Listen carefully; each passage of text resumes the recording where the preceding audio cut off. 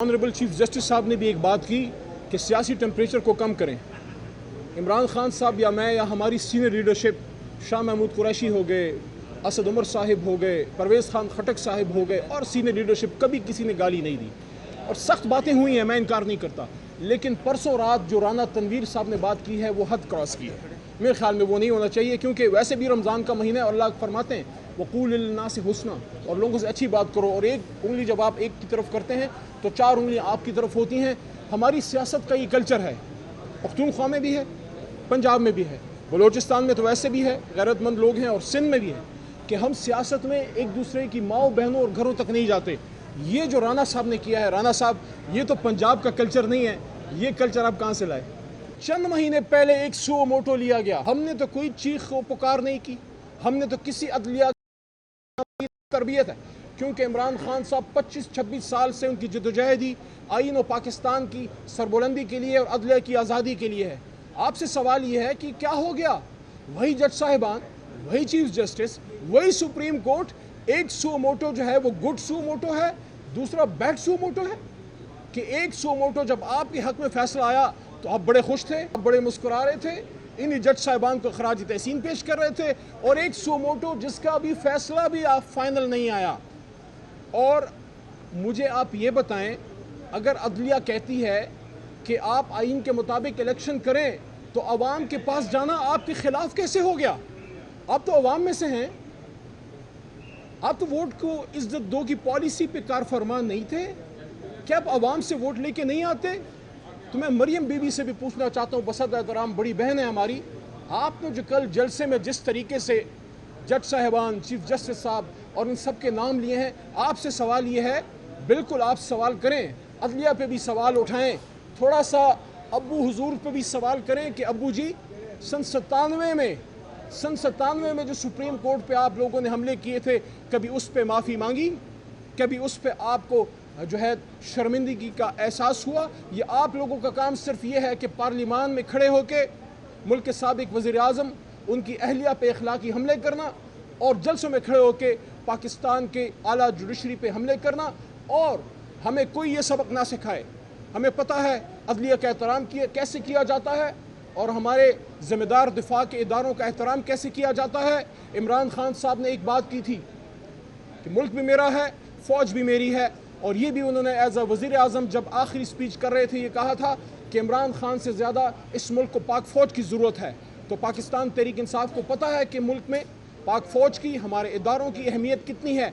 लेकिन ये सवाल एक और मरियम बीबी और शहबाज शरीफ साहब, कभी आपने अपने गिरबान में झांका है कि साबिक वज़ीर आज़म जनाब मियाँ मोहम्मद नवाज शरीफ साहब ने, मेरे ख्याल में गुजरांवाला का जलसा था, जब उसमें साबिक चीफ ऑफ आर्मी स्टाफ और ज़िम्मेदार लोगों के ख़िलाफ़ जो उन्होंने गुफ्तगू की थी, क्या वो एक साबिक वज़ीर आज़म के शाया निशान थी? ऐसी तो कभी कोई बात इमरान खान साहब ने की ही नहीं। फिर भी उन पे रोज़ पर्चे, 100 से ज़्यादा पर्चे कर चुके हैं। मैं कहता हूँ एक पर्चा और कर दें।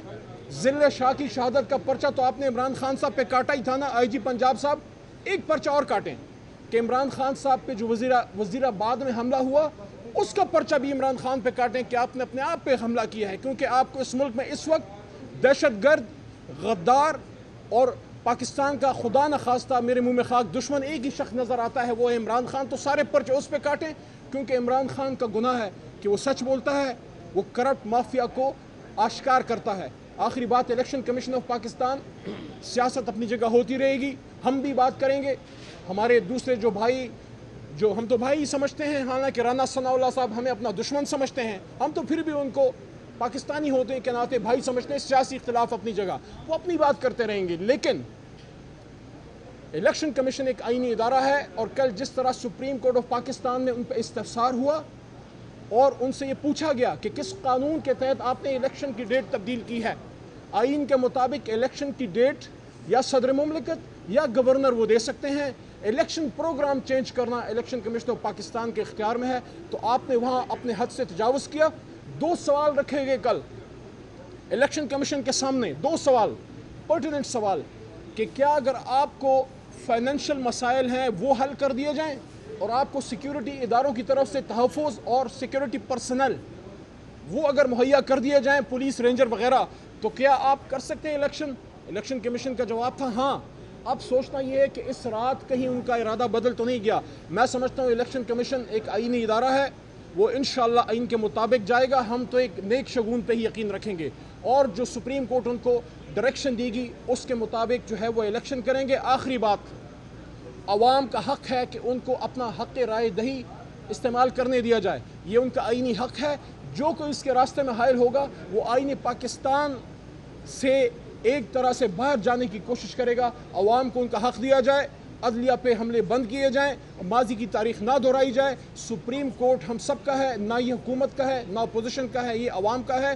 اور جو بینچز کے اندر معاملات ہیں اس پہ گفتگو ہی نہیں کی جانی چاہیے. وہ چیف جسٹس صاحب کا اور ان کی جو محترم عدلیہ ہے ان کا اندر کا ایک معاملہ ہے, اس کو اس طرح سے موضوع بحث لانا اور اس پہ اس طرح سے ہرزہ سرائی کرنا, میرے خیال میں آج اگر اپنے سیاسی مقاصد کے لیے ہم نے ہر جگہ تو تفریق کر دی, اگر ہم سپریم کورٹ پہ بھی حکومت اس طرح حملہ آور ہوگی, آپ مجھے بتائیں آپ ان 22 کروڑ عوام کو کس کے سہارے پر چھوڑ کے جا رہے ہیں. بہت شکریہ.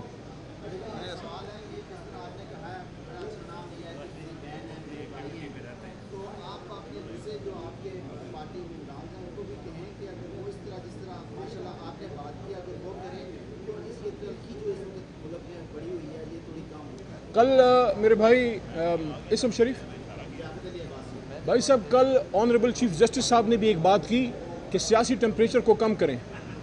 عمران خان صاحب یا میں یا ہماری سینئر لیڈرشپ, شاہ محمود قریشی ہو گئے, اسد عمر صاحب ہو گئے, پرویز خان خٹک صاحب ہو گئے, اور سینئر لیڈرشپ, کبھی کسی نے گالی نہیں دی.